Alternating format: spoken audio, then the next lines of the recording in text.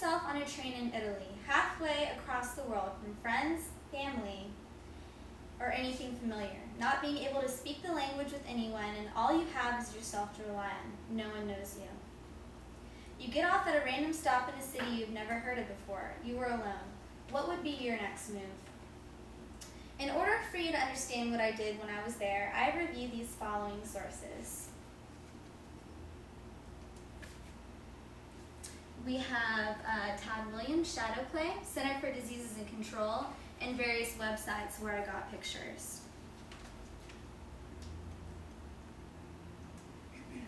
Okay, my name is Nicole Pratt, and I'm going to speak on an experience that changed my life in a multitude of areas, but most importantly, I learned to be true to myself, live for the moment, and to try to never judge someone else. All of these life lessons challenged me in different forms throughout my European adventure studying abroad, but without being in touch with what I knew was right in my heart, I could not have taken such a rewarding and satisfying experience home. The only way to be fully truthful with the world around you and the people you love is if you are completely honest with yourself. It was a relationship I tried to hold on to back home while I was in Italy that taught me how valuable honesty truly in this world was. When you lie to yourself, you are not just hindering your own self-perception, but the lie others see you in. Once that lie has been uncovered, respect, reliability, and trust is questioned, if not altogether lost. Halfway through the semester, I got my one answer, and for 4 years of what I thought was going to be the rest of my life was lost. But when looking back, there was not a better decision I could have made but to get rid of all the dishonesty I previously surrounded myself in. There's a quote by Todd Williams that says, "We tell lies when we are afraid of what we don't know, afraid of what others will think, afraid of what will be found out about us. But every time we tell a lie, the things that we fear grow stronger." With being true to ourselves and others, there is no reason to be afraid. All your cards are on the table, so to speak. Honesty has not only released me from complications that I used to struggle with internally, but has also helped me to progress to a state of understanding my limits and capabilities on many of life's obstacles. I decided to get on that train alone and take myself somewhere where I was going to spend all day embracing who I was with no distractions. This is an excerpt from a Carrie Underwood song. I'm not a huge country fan, but it really spoke to me when I was thinking about honesty and, the roads you take and the trials and tribulations that you actually have to conquer. So, if you'd like to read that as I go on, you may. I learned to live through the moment. Did you know that 13,300 people die every month in Texas? According to the Center for Disease Control and Prevention, these statistics gradually go up, and this is just one state and one country and one continent in this world. Life is so precious and inevitably short. If you are not waking up every day with a smile on your face, then wake up the next day and do something different. I talked with my father about his life story before I left for my trip. He played baseball his whole life, ever since he was 8 years old, and blew out his elbow when the scouts were looking at him at the major leagues. He had a full-ride scholarship at Long Beach State, and it was all destroyed. He became a firefighter.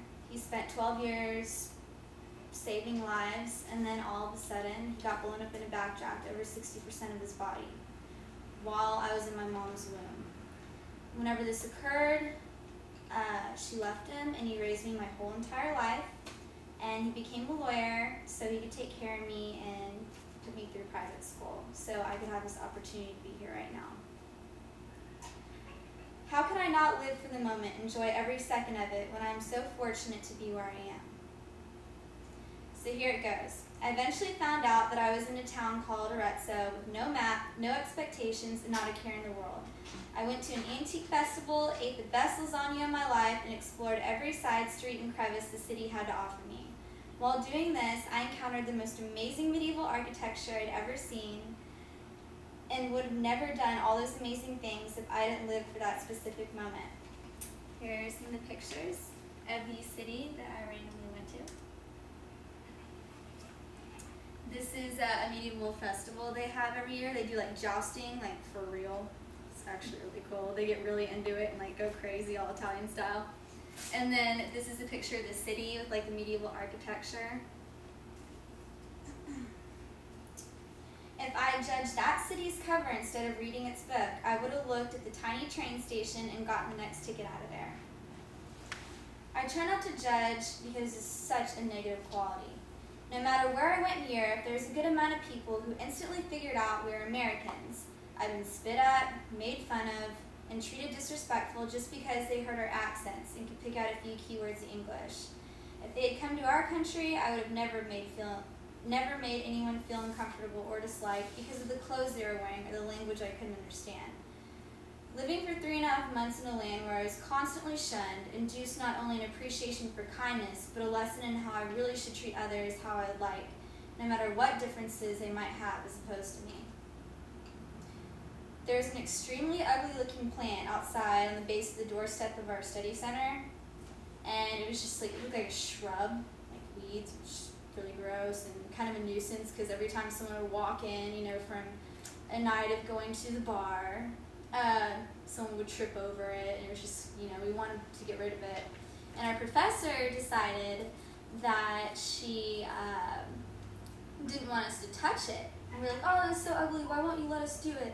Well, we figured out later on, right before I left to go back to America, like all of a sudden this one girl just went hysterical, and we all tried to like group around, and I'm like exceedingly short.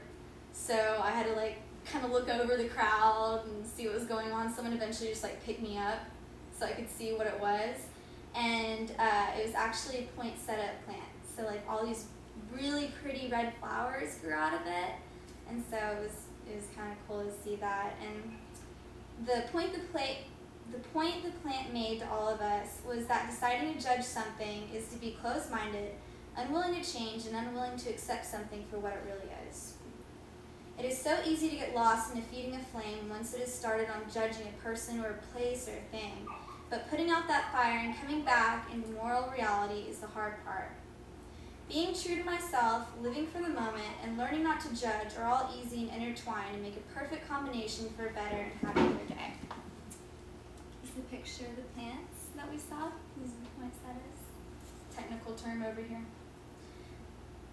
As I got back onto the train home that night, which was the day before I headed home to America, I played the day over in my head and then thought of the future, how great it will be, and how amazing it is I learned the assets to ensure a better one because Italy gave me that chance to become the person I always knew I was inside and the person I'm able to be now. Thank you.